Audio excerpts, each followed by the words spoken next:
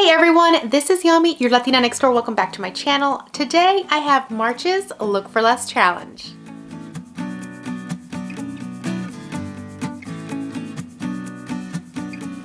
This month's co-host is Nicole over at The Week's Nest. Make sure after you see this video that you go on over to hers to check out what she created for her project this month. If you're not familiar with Nicole, she loves farmhouse style, has tons of Dollar Tree thrifted trash to treasure inspirations on her channel, and I think you would love her style as well. So if you have not seen her channel yet, definitely go over there, check out a few of her videos, and tell her that I sent you. And if you're one of the YouTubers who created a project for this month's Look for Less challenge, there is a playlist in my description box where you can add your video to. Alright, with that being said, let's get started with this month's Look for Less DIY. One of the websites that I love to go visit is Ballard Designs, and I came across these faux paper whites, and they were on sale for $103. However, I realized that this was just for the actual floral portion and not that little white vase. But I like how it all looked together, so I went throughout their website and found this little white vase that looked very similar to the one that was in the image with the paper whites. And this was on sale for $63. Now, while I loved how everything looked together, I was not going to spend that much money, so I decided that I would recreate this, because if I would have bought these two pieces and put them together, it would have cost me $166 combined. So off to the Goodwill I went, and I found a couple of items that would work. First of all, this little candle holder that was only 79 cents, and I thought it was the perfect size. And then this bowl from the kitchen section, and this day red items were half off, so it was actually 39 cents instead of 79. Also, I use these cute little 3D stickers from the Crafter Square over at the Dollar Tree section, but you can find similar items at your local craft shops. So after I took off the labels, I took some rubbing alcohol and cleaned everything thoroughly.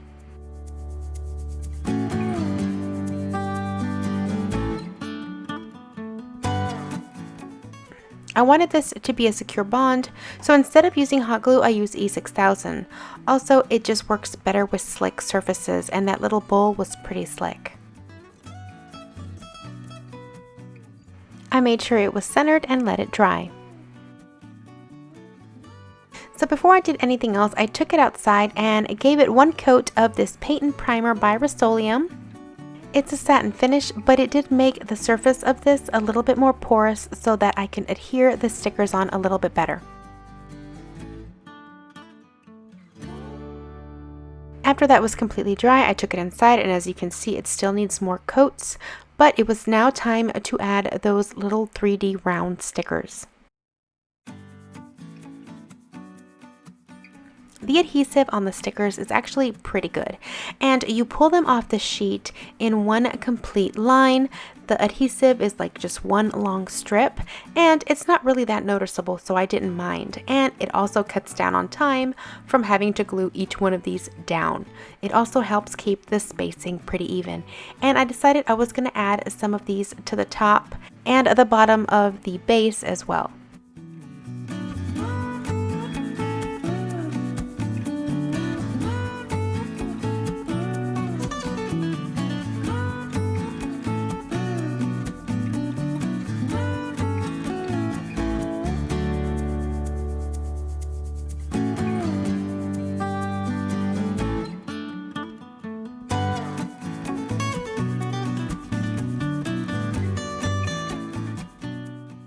I made sure to press them all firmly at the end to make sure they were nice and secure, and then I took it back outside to give it several coats of white paint.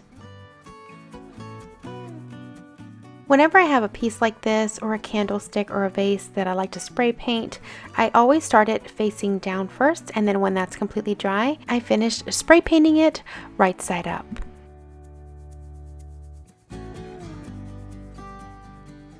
So after that was completely dry, I brought it in and it was time to work on the floral portion of the arrangement. And I got these at my local Dollar Tree. Of course, you can use any kind of stems that you find anywhere. I also got this little bush with these long leaves to mimic the ones that the paper whites had. Then I just prepped them by taking off the tags and removing any parts of the bushes that I wasn't going to use. I had these 2 discs from Dollar Tree. They are 2 for $1, but you can also find these in craft stores, and I'm going to use 1 for this. I also had some leftover Easter eggs, also from Dollar Tree, and I'm going to use 3. First thing I'm going to do is remove the third of the bottom of these eggs with an X-Acto knife.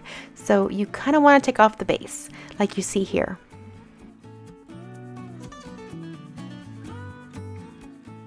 You're going to do this to all 3 of the eggs. And you're going to want to take your time because you don't want to cut yourself. You're also going to cut the top portion of the egg as well. Now I find that this part of the egg is actually a little bit harder to cut with the X-Acto knife, so I use my wood burning tool instead.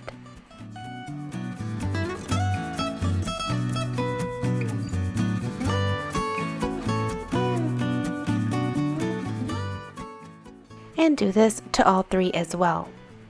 If you haven't guessed already, these are going to be the bulbs that are going to be holding each of the blooms like in the original arrangement. Next, I took some of this crinkled paper. This was from some items that I had bought at Hobby Lobby that they wrapped up with this paper so that it wouldn't break. And it was perfect for this, so I cut 3 pieces. I actually cut more, but you're only going to need 1 square per egg. So you're going to take a little bit of hot glue and apply it to the bottom of the egg and place it right in the center of that crinkled square.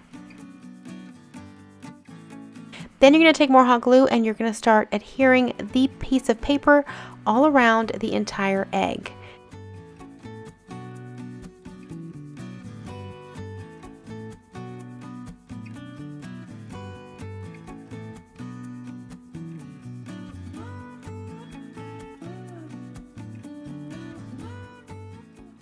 I know this looks a little bit crazy, but I promise this is going to look really good in the end. And if you add too much paper, you can always trim off the top. Now, after you trim them and get them the exact way that you want them, you are going to get some paint. I had this acrylic paint on hand and it's the color Real Brown. And you're just going to take the paint and start painting all of the paper around these eggs, making sure that you get every little nook and cranny and make sure that none of that white comes through.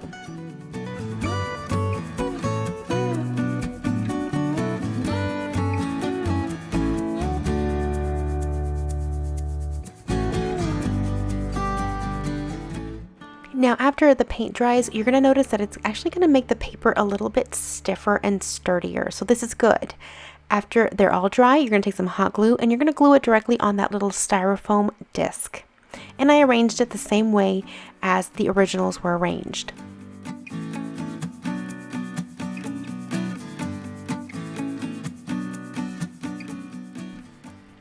Then I took some of my Dollar Tree moss. This stuff lasts forever. I've been using this little bag for a while now.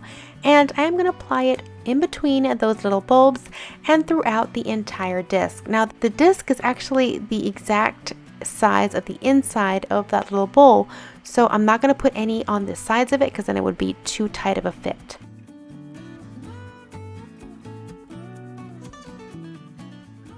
So when all of the moss was in place, then it was time to add the flowers. And I cut each of the stems individually from each bush.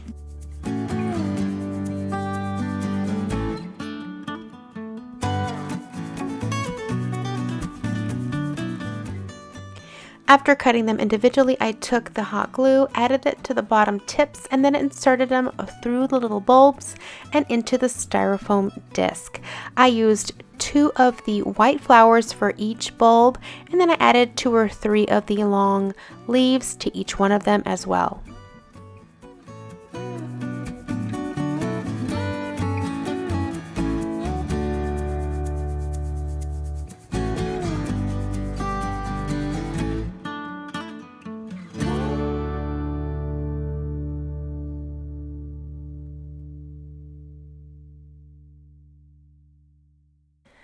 Then when they were all in place, I put them inside that little vase. Of course, I noticed that the bulbs were a little bit plain, and I decided to add a little bit more brown mixed in with a lighter color to give them a little bit more dimension. And then I used a little brush and just kind of brushed on a little bit more color around the top, as you can see. I wasn't making it perfect, just kind of trying to make it look a little bit more realistic.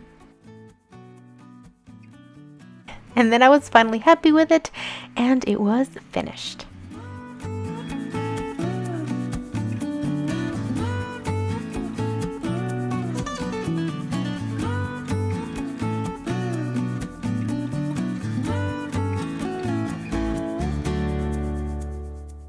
I love how the floral arrangement turned out with the little faux bulbs, as well as the dimension that those little 3D stickers gave to the little base. I think it's just perfect.